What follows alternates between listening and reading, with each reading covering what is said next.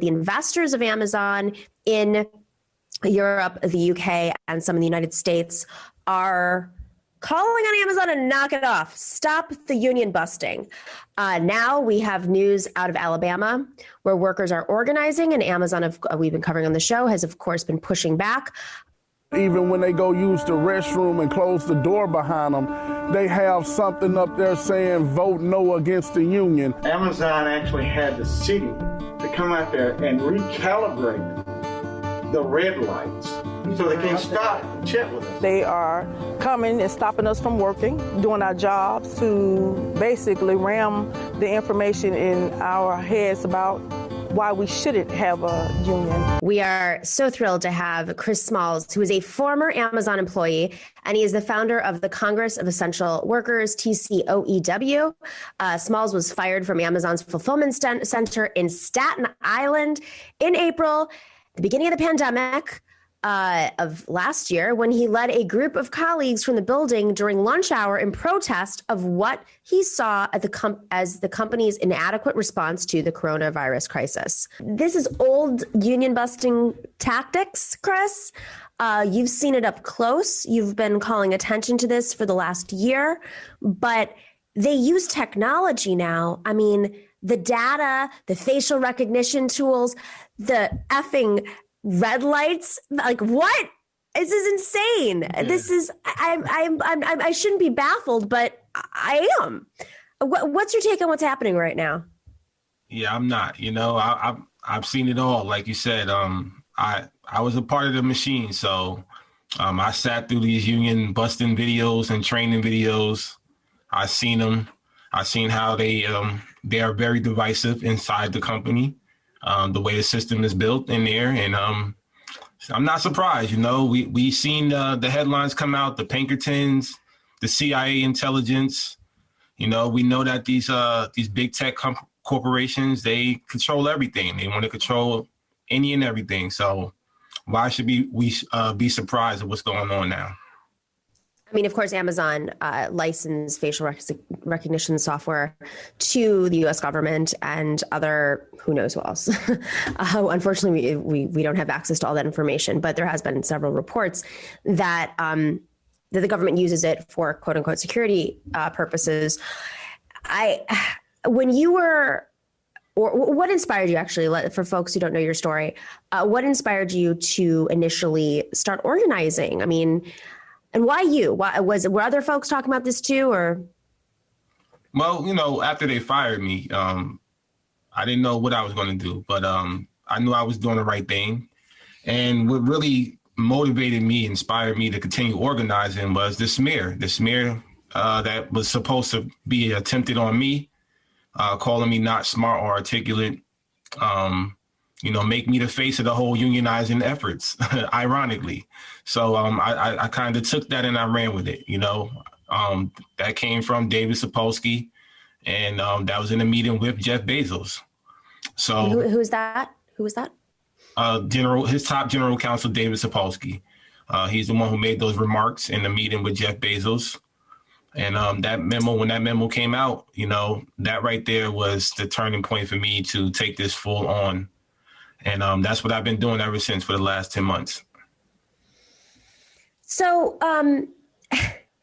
tell us a little bit about what the union busting looks like. What some of this stuff has been illustrated in the video about, the bathroom stalls and voting no. But what does that pressure campaign look like? And are people conscious of it at first? No, this is something we've never seen before. I could tell you, they're going to the extreme measures, putting the installments.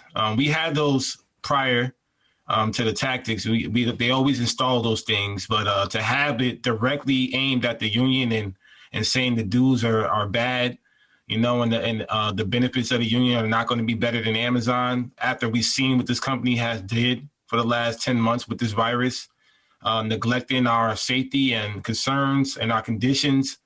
And the people that we lost, neglecting all of these facts, even retaliating against workers like myself and others that they fired over the course of this pandemic. That tells you right there that this company doesn't care about anybody. You are a machine. You are nothing but a number to them. and you're replaceable. So, the fact that they're pushing back this hard on the union, that tells you that this is probably something that we need, So I'm hoping that the workers are using that motivation and seeing the outside support from all around the world, basically, that's watching Alabama right now. And that's what I'm traveling down there for this week, to stand in solidarity with the workers and with the union. I have a call scheduled for tomorrow with the president of that union, and I want to make sure that the workers get exactly what they deserve. What are the conditions like? Oh, well, I used to tell my new hires, if you got a gym membership, you might want to cancel it. These buildings are massive. We're talking 1.5 million square feet, 14 NFL football fields, the one in Staten Island. You walk in the state of Rhode Island every day.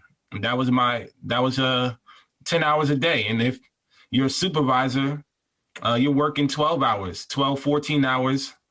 And if you have a commute like I did, I lived in Jersey, I had to commute 3.5 hours each way. So I had to work a 12-hour shift and then commute 3.5 hours. So wow. That's the working class for you. And, that's what I did at Amazon. And they recruited you in Jersey, or you? Oh, I opened up 3 buildings for them. I opened up the one in New Jersey back in 2015, EWR9. Then I transferred to BDL2 in Connecticut in 2017. And when JFK8 opened up in 2018, I transferred back from Connecticut. So I was there from the beginning and up until my termination. And just in terms of the pandemic, I mean, how just a reminder to folks who may not have known your story from before, what were they doing for their workers or not doing for their workers? I mean, remember this our country was shut down. I know it's a lot has happened since, and we're still in the pandemic. But yeah, what was that? Go ahead. New York was the epicenter, and they wasn't doing anything. We were actually having parties. We were having, it was business as usual. We were having activity committee parties. We had no PPE, no facial mask, no cleaning supplies, no real enforcement, no policies. None of these policies existed. No temperature checking, nothing. And when I sat in the cafeteria for 10 hours a day for an entire week, trying to get some answers from the general manager and from, higher ups, we got nothing. I got quarantined, and that was a silencing tactic for me. But you got quarantined. They were like, you need to leave and not come back because we think you might have COVID and go quarantine. And that was their union, dissent, go quarantine them. Pretty much. Wow. It was the same union busting tactic, but not in the sense it was about health and safety this time. And I was the one who sent a colleague home who was sick, and she did test positive. So they tried to use that as a reason. But I said, what about all the hundreds of workers she'd been around for the entire week prior? And what about the person I ride to work with every single day? And what about you guys in the office? I've been in the office all week. And they just like, no, it's just you. So it didn't make any sense to me. Out of 5,000 people that come to this building, you're going to quarantine me just because I'm trying to help get some health and safety implemented into the building. It didn't make sense. And I knew that was the reason they were targeting me to stop inevitably the protest, but I still carried on with it. You're part of a class action lawsuit now against Amazon. And I think we have a clip of that if we can show the class action lawsuit. What's the movement on that? How far reaching is it? Yes, I could tell you up to date, Amazon is trying to get it dismissed. That's shocker. I'm so surprised that they would try to get a lawsuit dismissed against them. Of course. That's where we at right now. They they hired their attorney, and the latest I have that they sent the letter to the judge to get it dismissed, and that's where we at right now. They got to file a motion or something like that, and I have to wait for their response. But no surprise there either. Jeff Bezos stepped down as the head of Amazon, and he's moving to the board, which, musical chairs. Is there any sort of like reason you've heard as to why he did that now? I can tell you this, a combination of things. I don't think he would have resigned had I not did what I did. I don't think that he would have resigned had all the people that spoke up this past year, did what they did. I don't think he would have resigned this year. So we play a vital key. I'm pretty sure some legal advice that's telling him to step down as well. There's a lot of pending cases that are not even out there yet that I know of. A lot of pending cases coming his way. There's workers that are still dying. We just lost a worker a few weeks ago. He needs to be held accountable. So for legal purposes, I'm pretty sure he was advised to do that.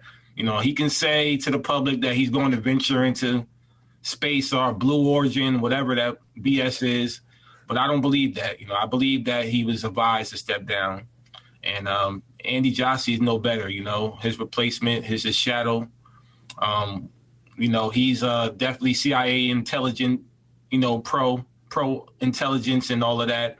And is his background in foreign? Oh yeah, absolutely. Yeah, he's approving. He approved the facial recognition. He's coming from AWS. He's tech savvy. He talks nothing but numbers and data. He made this company what it is. He's the one behind the machine, and now he's taking over. So he ain't gonna be any better. He's not gonna come in there and align with workers in the warehouses demand. So once again, we're gonna continue doing what we have to do. Chris Smalls, I know this fight is going to go on for a while. We appreciate you coming on to talk about the organizing effort, really nationwide now. And this is a day where, listen, if the city of New York is going to divest, if investors are going to divest from Amazon or warn of divestment, if they don't, knock it off, then the kind of work that you've been doing seems to be paying off, especially in a pandemic. So thank you for stepping up and for your courage and for speaking out. We really appreciate you. And come back on anytime. Absolutely. Right. Thanks for watching and listening to The Nomiki Show. But remember to click like and subscribe on YouTube, and please share on social media. If you're not already a patron, please join us for as low as $5 a month on patreon.com/The Nomiki Show for early and special content. That investment makes a huge difference. We are not corporate media raking in the dough. It's really you guys that are keeping us going. So please consider being a patron. And to our current patrons, thank you so much. We are incredibly grateful to you. We also now have swag. So check us out on thenomikishow.com to get your mugs, your totes, and your stickers.